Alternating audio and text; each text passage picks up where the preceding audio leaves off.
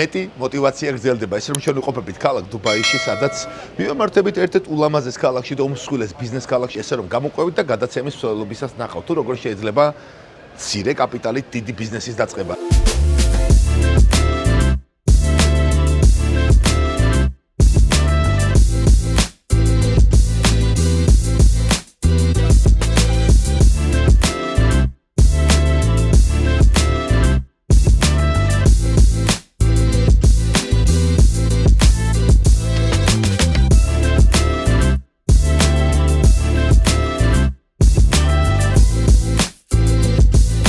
კომუნიზმით აღზევებული ქვეყანა, რომელიც მიისწრაფვის ალბათ ცივილიზაციისკენ კი არა, ცივილიზაცია მისდევს მას უკან. ნახავთ იმას, რასაც ალბათ მთელი მსოფლიოს მასშტაბით 100-ჯერ რომ ეძებოთ, შეიძლება მსგავსი ინოვაციები საერთოდ ვერავის აღმოაჩინოთ. გადაცემა мотиваციას აგრძელებს იმ საოცრებების ნახვას, რასაც ეს ქვეყანა და ეს ქალაქი გვთავაზობს. ჩინეთის პირველი ავტომობილების წარმოება 1950-იან წლებში დაიწყო, როცა ქვეყნის მთავრობამ ინდუსტრიის განვითარების გეგმას ჩაუყარა საფუძველი. 1953 წელს დაარსდა პირველი მსხვილი საავტომობილო ქარხანა. 1960-იან 70-იან წლებში ჩინეთის საავტომობილო ინდუსტრიის ძირითადი სატვირთო მანქანებით იყო განპირობებული. ამ პერიოდში შედარებით მცირე რაოდენობით იწარმოებოდა მსუბუქი ავტომობილებიც, თუმცა ძირითადად ჩინური ავტომობილები იყო სამხედრო ავტომობილი. 2000-იანი წლებიდან ჩინეთმა დაიწყო საკუთარი ავტომობილების მასშტაბური წარმოება. შეიქმნა მრავალი ახალი კომპანია, რომლებიც აქცენტებს აკეთებდნენ ბიუჯეტურ მოდელებს. ჩინეთი უკვე აღარავის ეჯიბრება, ის ქმნის სტანდარტებს, 5G ინტეგრირებული თვითმართვადი მანქანები, ენერგოეფექტური ტრანსპორტი და მობილური ციფრული ეკოსისტემები. ეს ყველაფერი უკვე რეალობაა. ჩინური ავტომობილები აღარ არის ალტერნატივა. ისინი ეს უკვე მომავალი.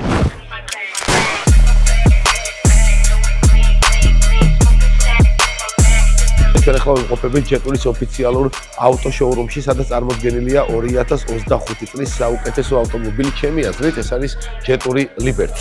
ჯეტური ლიბერტი არ განსხვავდება ძველი ჯეტურებისგან, მხოლოდ განსხვავდება იმით, რომ არის მოცულობით უფრო დიდი და რაღაცით ჩემი აზრით გავზალიან Toyota Land Cruiser 300 და აქედან გამომდინარე ეს ავტომობილი ვფიქრობ უფრო მეტ გაყიდვებში იქნება წარმატებული, რადგან თქვენ კარგად მოგეხსენებათ, რამხელა გაყიდვები ჰქონდა Toyota Land Cruiser-ს, რაღაცით მიამსგავსეს, რაღაცით დაახლოვეს ამ ავტომობილს უფრო ყოფილი გახადის, უფრო მამაკაცური ავტომობილია, უფრო იგრძნობა რომ ჯიპშიზე ხარ და შესაბამისად ამ ავტომობილს მე ვფიქრობ ძალიან ბევრი მოყვარული ეყოლება საქართველოში. უფრო მეტად დახვეწილია ვიდრე წინა მოდელი. მე ძალიან არ მომწონდა წინა მოდელი, მინდა გითხრათ სიმართლე, იმიტომ რომ ძალიან ბევრი რაღაცები ქონდა ამ ავტომობილს. ძალიან გავდა რა თქმა უნდა Range Rovers. და ძალიან ლამაზი დიზაინია, ნუ პრინციპში ჩინური ავტომობილები დიდად არ განსხვავდება, ყველა ავტომობილი ლამაზი დიზაინით არის ამ ბოლო პერიოდში წარმოდგენილი. ბევრს არაფერს არ ფიქრობენ. რაც შეიძლება დიდ მონიტორებს გთავაზობენ ავტომობილებში, ზნობა რომ ავტომობილი რაღაც გინდა რომ თებში ახვიდე რა. ეს ავტომობილი დარწმუნებული ვარ ძალიან კონკურენტუნარიანი იქნება საქართველოში და ვფიქრობ რომ ძალიან ბევრ ავტომობილს ჩაანაცვლებს და მე ვფიქრობ რომ ამ ავტომობილის ღირებულება იქნება სწორედ ისეთი, რასაც ძალიან მარტივად შეძლებს ნებისმიერ ის ადამიანი, ვისაც ჯიპის შეძენა სურს. რაც შეეხება ჯეტური ტეორი, ალბათ იყო ის პირველი ნაბიჯები, რაც ამ კომპანიამ შეძლო რომ საკუთარი ნიშა დაეჭირა ბაზარზე და საკმაოდ კარგად შეძლო. ძალიან ბევრი ადამიანიც აყვა ამ ინოვაციურ სიახლეებს, რომელიც ჯეტურს ჰქონდა წარმოდგენილი საქართველოში, თუმცა მე ვფიქრობ რომ უკვე მას შემდეგ ერთ წელიწადში ბევრად უკეთესი მოდელი შემოგთავაზეს და დარწმუნებული ვარ, ეს კომპანია უფრო და უფრო მეტ საინტერესო პროდუქტს დადებს ავტომობილების მიმართულებით.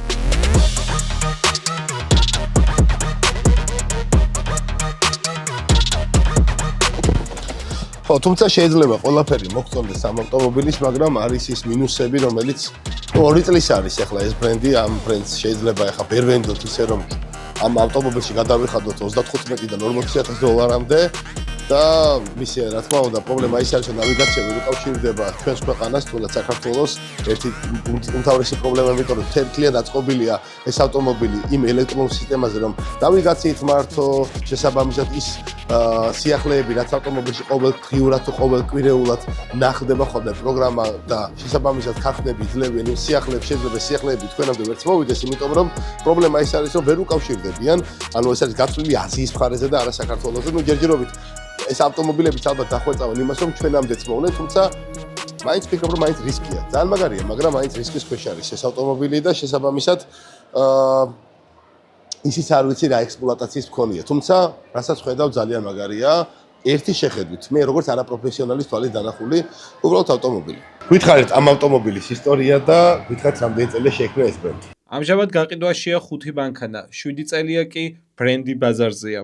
რატომ უნდა ვიყიდოთ ეს ავტომობილი, რა აქვს ამ ავტომობილის განსაკუთრებული თვისებები? X-Pack არის მაღალტექნოლოგიური ეკოლოგიურად სუფთა მანქანა, რომელიც 10 წუთიანი დამუხტვით 300 კილომეტრს გადის.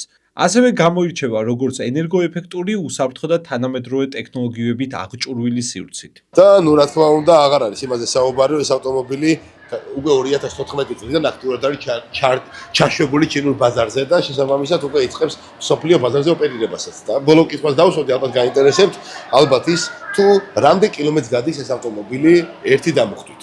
რამდენი კილომეტრს გადის ეს ავტომობილები ერთი დამუხტვით? ეს ავტომობილი 725 კილომეტრს გადის ერთი დამუხტვით. ხედავთ რა ხდება, ესე რომ წინ და წინ მიდის ტექნოლოგიები. სხვათა შორის კიდევ შემეცდებით, რომ შევადაროთ სხვა ავტომობილებიც გაჩვენოთ ჩინეთში. ეს ერთ-ერთი ავტომობილი იყო, რომელიც შეხვდა მარკეტში და გავესაუბრეთ, ნახეთ, სხვათა შორის ძალიან მოგვეწონა, როგორც ავტომოყვარულებს და შესაბამისად სხვა ავტომობილებსაც ვნახავთ და გზადაგზა აქ თუ ჩინეთში რა სიახლეებია დღესდღეობით 2025 წელს.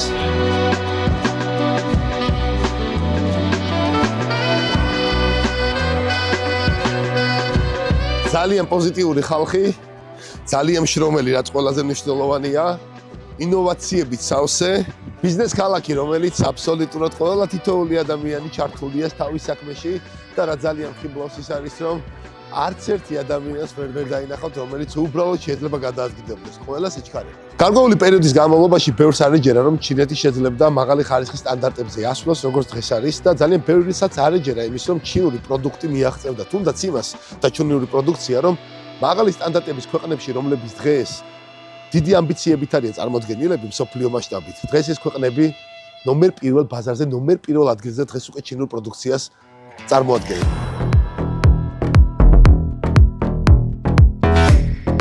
ეს ნიუ-იორკი არ გეგონოთ, ეს იუ-ცენტრია, სადაც ძალიან ბევრი ჩამოსული ტურისტი იყრის თავს. ჩვენ მიწვეული ვართ ჩვენს ჩინელ პარტნიორებთან ერთად, ძალიან ბევრ საინტერესო რამეს გავიგებთ მათგან, თუ როგორ შეიძლება ვაწარმოოთ საქართველოში ის სიახლეები, რომელსაც ჩვენ გვეგმავთ და ამავე დროულად ის გზაც განახებთ, როგორი გზით შეიძლება ჩინეთში თუნდაც არავის არ იცნობდე, მაგრამ მე გაგაცნობთ ისეთ ადამიანებს, რომელი ადამიანების დაგეხმარებიან იპოვოთ თქვენთვის საინტერესო პროდუქცია.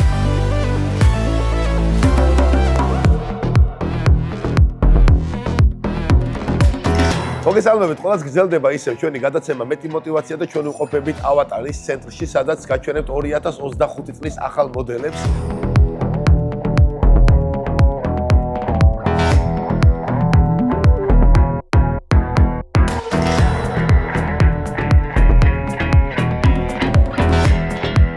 ჩვენ შევხვდით ავატარის წარმომადგენელს. ნიჰაო. ნიჰაო. და ეს ადამიანი გახლავთ ავატარის გენერალური მენეჯერი, რომელიც მართავს გაყიდვების მიმართულებით ავატარს, რომელიც 4 წელიწადია ეს ავტომობილი უკვე ინოვაციებით არის წარმოდგენილი მთელი მსოფლიოს მასშტაბით და ჩვენ ახლა გაგაცნობთ 2025 წლის საუკეთესო მოდელებს, რომელიც თუნდაც თქვენ წინ არის წარმოდგენილი ავატარ 12. თუმცა მანამ ამ ინფორმაციას მივიღებთ, მე ძალიან მაინტერესებს ეს ავატარი როგორ შეიქმნა, საიდან მოდის ამ ბრენდის ისტორია და ზოგადად ის ინფორმაცია, რაც თქვენთვის უფრო მეტად დამაჯერებელი იქნება და დამაკმაყოფილებელი იმისთვის, რომ ხვალ თქვენს გახდეთ ავატარის მფლობელი. მოგვიყევით ამ ბრენდის ისტორია. ჩინეთის ავტოინდუსტრია განაგრძობს მსოფლიო ბაზრის გარდაქმნას და ავატარ 12 ამის ნათელი მაგალითია. ეს ელექტრომობილი აერთიანებს მაღალტექნოლოგიური ინოვაციებს, ხელოვნური ინტელექტის ინტეგრაციას და მდგრადი ენერგიის გამოყენებას, რაც მას უნიკალურ პოზიციას უქმნის პრემიუმ სეგმენტში. ავატარ 12 შექმნილია კონკურენციის ახალი სტანდარტების დასამკვიდრებლად. ის აერთიანებს სწრაფ დამუხტვას, გაძლიერებულ ავტონომიას და ინტელექტუალურ მართვის სისტემას. უკვე ახალი ინოვაციის სახით არის წარმოდგენილი თავისი მონიტორით, რომელიც უზარმაზარი მონიტორი აქვს და შესაბამისად ეს ავტომობილი თლიანად მონიტორია, თლიანად მობილური ავტომობილია.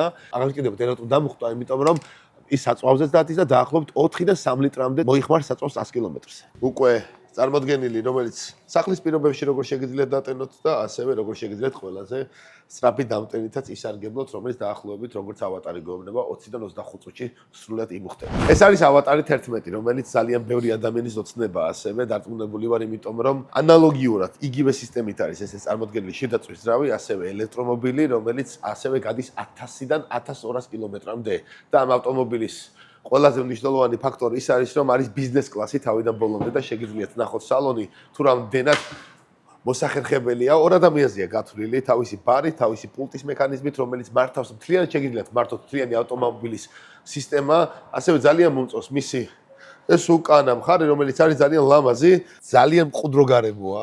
ისეთი გარემო, რომ არასოდეს არ გინდა რომ გადმოხვიდე ავტომობილიდან. ვფიქრობ, რომ ეს ავტომობილი დღესდღეობით ჩემი აზრით სოფლიოში ერთ-ერთი საუკეთესოა.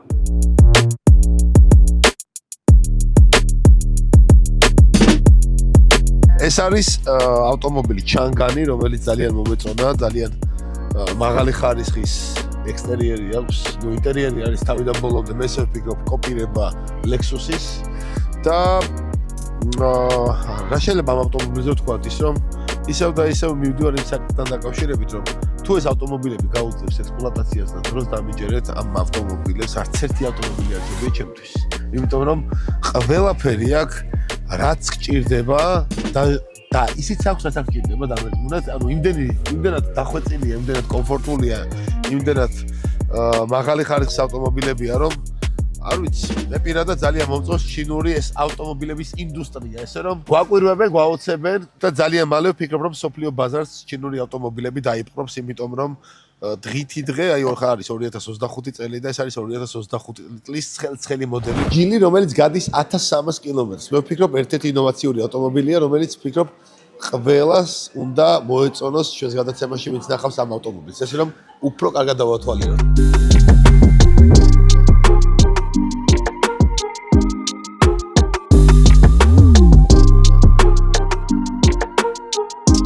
მეტი мотиваციის მსვლელობისას აღმოვაჩინეთ ქართული პროდუქცია, რომელიც ჩინეთშია წარმოდგენილი და ნუ მოკლედ ესეც мотиваცია კი უდიდესი мотиваცია, როდესაც ხედავ ამ ხელა ქვეყანაში იყიდება ქართული ღვინო და მე მინდა წარმატებები ვუსურვო ქართულ ბიზნესმენებს, იმ ქართულ ხალხს, რომლებმაც მიაღწიეს, რომ ჩინეთში საკუთარი ქართული პროდუქტი გაიტანონ და ნუ ექსპორტი ერთ-ერთი რა თქმა უნდა ქვეყნისთვის ყველაზე მნიშვნელოვანი რამ არის და შესაბამისად ეს ძალიან გვახარებს, როცა ჩავდივართ ესეთ უზარმაზარ ქვეყნებში, ამ ხელა დონის განვითარებულ ქვეყნებში და ვხედავთ ქართულ პროდუქციას. მოდი შევიდეთ ჩინეთ, ნახოთ ვინ არიან, საიდან მოხდა ეს პროდუქცია, მათ შოურუმში და შესაბამისად როგორი გაყიდვები აქვს, ესე ძალიან მნიშვნელოვანია. მოკლედ შემოვედით, რა თქმა უნდა, ჩინეთში ეს არის ღვინის სახლი, ეგრეთ წოდებული, ესე რომ დავარქოთ ჩვენებურად და აღნიშნავ იმას, რომ ძალიან ბევრი საინტერესო ქართული ღვინო და სხვადასხვა ქვეყნის ღვინოებიც არის წარმოდგენილი, მაგრამ ყველაზე მთავარი რაც არის ალბათ ნახავთ ქართული დროშასა და ჩინური დროშას გაერთიანებული ერთობლიობა, სადაც ქართული ღვინოა წარმოდგენილი და უპირატესობა ქართულ ღვინოს აქვს ამ მაღაზიაში და ძალიან მიხარია, რომ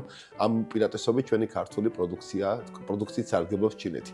მე მინდა გადავიდე ჩვენს მეგობართან, კითხვი და ვკითხო, თუ საიდან მოხდა ქართული ღვინო მათ შოურუმში.